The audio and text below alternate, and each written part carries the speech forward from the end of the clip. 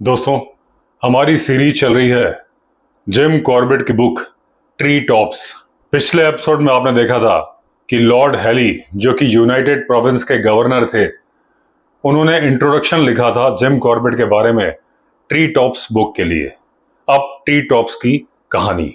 5 फरवरी 1952 शानदार सूरज चमक रहा था, हल्की हल्की हवा बह रही थी और बड़ा ही खूबसूरत दिन था। जिम कॉर्बेट बोलते हैं कि वो एक वुडन प्लेटफॉर्म पे खड़े थे जो कि जमीन से 30 फीट की ऊंचाई पर था और उनकी आंखों के सामने नजारा था एक अंडाकार सफेद घास का इलाका जो कि जंगल से घिरा हुआ था। यह अंडाकार इलाका 200 गज लंबा, 100 गज चौड़ा था। इस क्लियरिंग के इलाके में एक झील थी। झील के किनारे एक बगुला ध्यान लगा के खड़ा था। उसे इंतजार था कुछ मेढकों का। वहीं पर कुछ डैपचिक पक्षी अपने छोटे बच्चों को बाहर की दुनिया से परिचय करा रहे थे।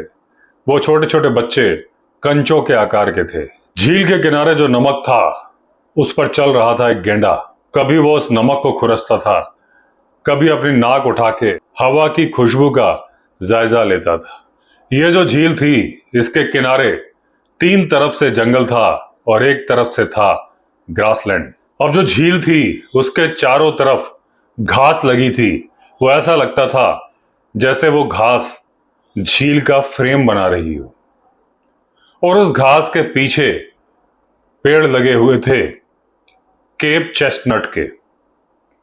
दोस्तों, केप चेस्टनट एक पेड़ होता है जो कि अफ्रीका में इमारती लकड़ी के रूप में इस्तेमाल होता है, जैसे हमारे यहाँ इंडिया में सागौन यानी टीक और साल का पेड़ होता है।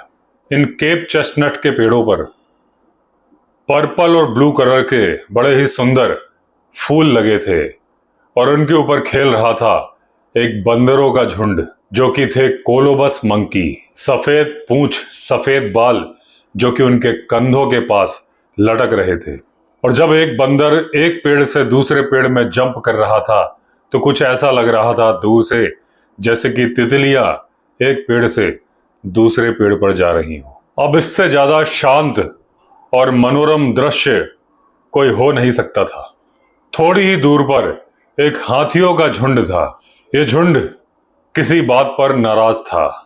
हर थोड़ी देर में हाथियों की चिंगाड़ सुनाई देती थी और जब यह चिंगाड़ काफी सुनाई देने लगी तो इन बंदरों ने अलार्म कॉल देनी शुरू कर दी और सारे एक ही जगह इकट्ठा होने लगे। जो माताएं थीं, जो बंदरों की माएं थी, उन्होंने बच्चों को अपने सीने से चिपकाया हुआ था। वो जो गेंडा नमक की चाहत पर झील के किनारे टहल रहा था, अपना सिर ऊपर उठाया, हवा का जायजा लिया, वापस लौट चला जंगल की तरफ, क्योंकि वो सोच रहा था मैं तो अकेला हूं यार। केवल वो जो बगुला था और वो जो डैपचिक पक्षी थे उन्हें कोई फर्क नहीं पड़ा, क्योंकि वो हवा में उड़ना जानते थे। और हाथियों का सरदार मन ही मन सोच रहा था तुम्हें उड़ने का शौक है, हमें उड़ाना आता है। अब धीरे धीरे हाथी नजर आने शुरू हो गए थे। जिम कॉर्बेट ने उन हाथियों को गिनना शुरू किया और गिने वो थे पूरे 47। जब पूरा हर्ड आंखों के सामने आ गया तो सबसे पीछे से आए 3 बुल एलिफेंट। उनमें से एक सरदार नजर आ रहा था और बाकी के 2 उसके भाई। जिस प्लेटफॉर्म पर मैं खड़ा था उससे थोड़ी ही ऊंचाई पर चढ़ने पर एक कमरा था जिसे कि जाना जाता था नाम से ट्री टॉप्स, जो कि बना हुआ था एक बड़े से फाइकस के पेड़ पर और जिस पर चढ़ने का एक ही तरीका था 30 फीट की लैडर से। एक टाइम था जब सेफ्टी के लिए वो लैडर ऊपर उठा ली जाती थी, लेकिन अब वो काम करना बंद हो गया था, यानी कि लैडर परमानेंटली लगी रहती थी। ट्री टॉप्स नाम की एकोमोडेशन में एक डाइनिंग रूम था जहां पर बर्नर स्टोव लगा हुआ था। विजिटर्स के लिए 3 कमरे थे। एक पतली सी स्लिप थी रूम्स की व्हाइट हंटर के लिए। वहां पर एक लंबी सी बालकनी थी जिसमें कुशन वाली सीट्स पड़ी थी दूर का नजारा देखने के लिए। वहां से नजारा दिखता था उस लेक का, घास की स्ट्रिप का और 14,000 फीट की ऊंचाई तक ऊंचे माउंटेन्स का। प्रिंसेस एलिजाबेथ और ड्यूक ऑफ एडिनबर्ग आए हुए थे सगाना के रॉयल लॉज में, जो कि नेरी से 20 मील की दूरी पर थे। जिम कॉर्बेट शेविंग कर रहे थे कि अचानक से आश्चर्यचकित करने वाली एक कॉल आई, जिसमें कि कहा गया था कि हर हाइनेस यानी कि प्रिंसेस एलिजाबेथ इनवाइट करना चाहती हैं जिम कॉर्बेट को ट्री टॉप्स में। रॉयल पार्टी 20 मील की दूरी पर जहां वो रुके थे वहां से 1 बजे चलेंगे और 2 बजे पहुंचेंगे ट्री टॉप्स पे, जहां पर वो मुलाकात करेंगे जिम कॉर्बेट से। नेरी में बहुत ही शानदार पोलो ग्राउंड था और एक दिन पहले ही ड्यूक ऑफ एडिनबर्ग ने एक पोलो मैच में पार्टिसिपेट किया था। प्रिंसेस एलिजाबेथ दर्शक दीर्घा में बैठ के मैच का आनंद ले रही थी। वो पोलो ग्राउंड नेरी से 8 मील की दूरी पर था और जिस लॉज में प्रिंसेस रुकी थी वहां से 15 मील की दूरी पर था। यह पोलो ग्राउंड 3 तरफ से जंगल से घिरा था, एक तरफ थी ग्रासलैंड। ये पोलो मैच देखने के लिए जिम कॉर्बेट भी पहुंचे थे अपनी बहन मैगी के साथ, लेकिन भीड़ में बैठना दोनों को ही रास नहीं आ रहा था। दोनों ने गाड़ी उठाई और एक ब्रिज की तरफ बढ़ चले, जो कि जा रहा था एक रवीन की तरफ, और उस तरफ था जंगल। इस टाइम तक किसी तरह की इमरजेंसी डिक्लेयर नहीं हुई थी, लेकिन कुछ उपद्रव होने शुरू हो गए थे जिनके बारे में प्रेस चुप था। किसी तरह की कोई खबर नहीं आ रही थी। जिम कॉर्बेट को चिंता हो रही थी कि जिस तरफ ये रवीन है वहां से उपद्रवी आ सकते हैं, लेकिन जब रेत में इन्होंने देखा किसी तरह के फुटप्रिंट्स नहीं थे तो फिर ये शांति के साथ बैठे।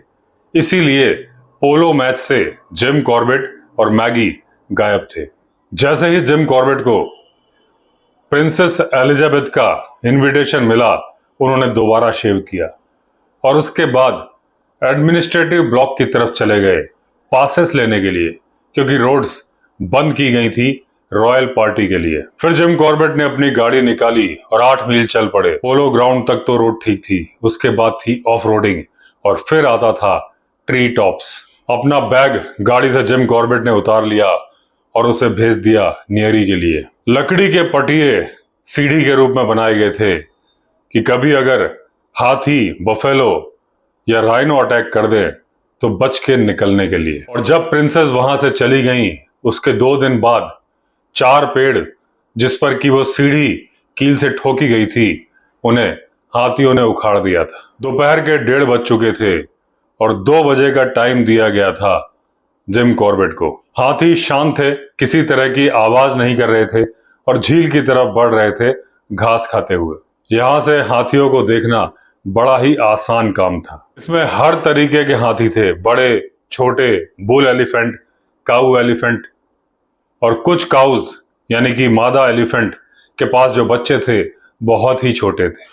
अब ये 5 मादा एलिफेंट और 3 बुल एलिफेंट जो कि मस्त अवस्था में थे, असली खतरा थे। जिम कॉर्बेट ने सोचा कि अगर ये झुंड, हर्ड अगले 30 मिनट तक झील के उस तरफ रहेगा तो फिर किसी तरह का कोई खतरा नहीं है। अब धीरे धीरे मिनट्स गुजरने लगे, लेकिन जब केवल 15 मिनट बचे तभी हाथी नमक के किनारे वाले छोर पर आने लगे, और यह नमक का छोर उस फाइकस के पेड़ जिस पर ट्री टॉप्स बना था उसके नजदीक था।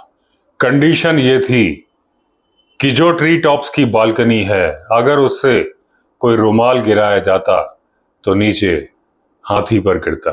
मिनट बीतता जा रहा था। जिम कॉर्बेट हाथियों को गिन रहे थे, जिनको कि वो गिन चुके थे 47। अब 0 आवर आ चुका है, यानी 2 बज चुके हैं, और अगर रॉयल पार्टी अपने टाइम के हिसाब से आ रही होगी, कभी भी आ सकती है। एक बड़ा नर हाथी जो कि गुस्सा हो गया था क्योंकि दूसरे 2 नर हाथी एक मादा की तरफ कुछ ज्यादा ही ध्यान दे रहे थे, और ये बात इस नर हाथी को अच्छी नहीं लग रही थी। यानी कि तुम अगर मुझको ना चाहो तो कोई बात नहीं, तुम किसी और को चाहोगी तो मुश्किल होगी। उस नर हाथी ने हमला कर दिया इन दूसरे हाथियों पर और मादा पर। ये तीनों खदेड़ते हुए आए बगल वाले जंगल की तरफ। ये भी चिंगाड़ रहे थे, वो हाथी भी चिंगाड़ रहा था। ये सर्कल बनाने लगे ट्री टॉप्स के पिछवाड़े की तरफ। अब जिम कॉर्बेट ने सोचा कि जो रॉयल पार्टी के एस्कॉर्ट हैं, जब वो हाथियों की चिंगाड़ सुन लेंगे तो क्या वो इस रास्ते को छोड़ के झील का जो नमक का किनारा है, क्या वहां चले जाएंगे, या फिर वो रिस्क लेंगे इस लैडर पर चढ़ने का। जिम कॉर्बेट ने वहां से झांक के देखा, नीचे का रास्ता 40 गज तक एकदम सीधा जाता था और उसके बाद रास्ता थोड़ा मुड़ जाता था। हाथियों की आवाजें पूरे इलाके में गूंज रही थी, लेकिन इनका कुछ किया नहीं जा सकता था। तभी जिम कॉर्बेट को एक आदमी बंदूक लेके आता हुआ दिखा। ये समझ गए पार्टी आ गई है। फिर पार्टी नजर आई, लेकिन हाथियों की आवाजें सुन के पार्टी वहीं रुक गई। तभी एक दुबली पतली सी आकृति नजर आई और उनके फोटो से जिम कॉर्बेट ने पहचाना ये प्रिंसेस एलिजाबेथ थी। बिना डरे हुए वो हाथियों की तरफ बढ़ चली। जिम कॉर्बेट सीढ़ी से नीचे आ चुके थे। अपना हैंडबैग और कैमरा प्रिंसेस ने जिम कॉर्बेट को दे दिया। प्रिंसेस लैडर चढ़ने लगी। उनके पीछे थी पामेला माउंटबेटन, ड्यूक और कमांडर पार्कर, और जो एस्कॉर्ट्स थे, जिनके की लीडर थे एडवर्ड विडली, वो वापस लौट गए नीचे की तरफ। जिम कॉर्बेट बोलते हैं उन्होंने बहुत सारे हिम्मत वाले केसेस देखे हैं, लेकिन जो 5 फरवरी को देखा ये कुछ अनोखा ही था, क्योंकि वो प्रिंसेस थी और बिल्कुल भी नहीं डरी थी हाथियों से। जब ट्री टॉप के ऊपर प्रिंसेस आ गई थी तो वो बालकनी में बैठ के फोटो खींच रही थी। जब हाथियों की फिल्म बन रही थी प्रिंसेस के द्वारा, हाथियों ने वो सब कुछ किया जो वो कर सकते थे। हाथी वापस लौट गए, वो मेल एलिफेंट भी लौट गया, वो 2 हाथी जिन्हें खदेड़ा गया था वो भी लौट गए, लेकिन उस हाथी ने फिर उन दोनों को खदेड़ा। कुछ और मादा हाथी खड़ी थी और फिर नर हाथी ने अपनी सूंड से मिट्टी उठाई, हवा में ऐसे उड़ा दी जैसे कोई आदमी बारूद उड़ाता है। अब वो मादा हाथी कोई नुकसान नहीं कर रही थी, लेकिन पता नहीं क्यों इस नर हाथी ने उन्हें डरा के भगा दिया। और जब वो भाग गई, ये अपनी सूंड इस तरह से हिलाने लगा और कान भी हिलाने लगा जैसे खुशी से हंस रहा हो कि उसने उन्हें डरा दिया। प्रिंसेस ये सब देख के बहुत खुश हो रही थी। अब उस हाथी ने फिर से सूंड में मिट्टी भरी और जो आसपास चिड़िया थी उनकी तरफ बढ़ चला। एक मादा एलिफेंट अपने छोटे से बच्चे के साथ ट्री टॉप्स के एकदम नजदीक आ गई। मादा ने नमक के साथ मिट्टी अपनी सूंड से उठाई, अपने मुंह में डाल ली। बच्चे ने उसी दौरान देखा कि माँ तो नमक खाने में बिजी है। उसने उसके लेफ्ट पैर के पास से थन में मुंह लगा दिया और दूध पीने लगा। प्रिंसेस जो कैमरा लेके बहुत खुश थी, एकदम से बोली, देखो वो बच्चे को दूर भगा रही है। ये तब हुआ जब एक थोड़ा बड़ा हाथी माँ के पास आया और वो भी दूध पीने की कोशिश कर रहा था। फिर माँ खड़ी हो गई, बच्चों को दूध पीने दिया और जब लगता है उसका दूध खत्म हो गया तो उसने उनको साइड में हटा दिया और ट्री टॉप की बालकनी के एकदम नीचे आ गई। छोटा बच्चा भी साथ में था। यहाँ माँ ने सूंड में पानी भरा और अपने मुंह के अंदर उड़ेल दिया। अपनी प्यास बुझाने के बाद वो मदर झील में थोड़ा अंदर चली गई और चुपचाप खड़ी हो गई। अब क्योंकि बच्चा किनारे पर छूट गया था, वो डर गया था। वो अपनी पतली आवाज में चिल्लाने लगा, लेकिन माँ ने उस पर ध्यान नहीं दिया। ये बच्चे के लिए एक लेसन था कि ये इलाका सेफ है तुम्हारे लिए। अगर तुम माँ के पास आ जाओ, माँ को फॉलो करते रहोगे तो तुम्हारे ऊपर कोई खतरा नहीं है। बच्चे ने हिम्मत जुटाई, वो माँ की तरफ बढ़ चला। जब थोड़ा नजदीक पहुंचा तो माँ ने अपनी सूंड उसके ऊपर रख दी। हाथियों का झुंड देखने से एक बात मालूम चल रही थी कि वो अपने बच्चों के लिए कितना प्यार रखते हैं। जब बड़े हाथी खाना खा रहे होते हैं तो बच्चे खेलने में व्यस्त होते हैं। यहाँ तक कि जो बड़े खतरनाक नर हाथी होते हैं वो भी बच्चों पर अपना गुस्सा नहीं दिखाते। जंगल में जितने भी जानवर हैं और झुंड में रहते हैं, उसमें केवल हाथी ही हैं जो असली झुंड या असली फैमिली होते हैं।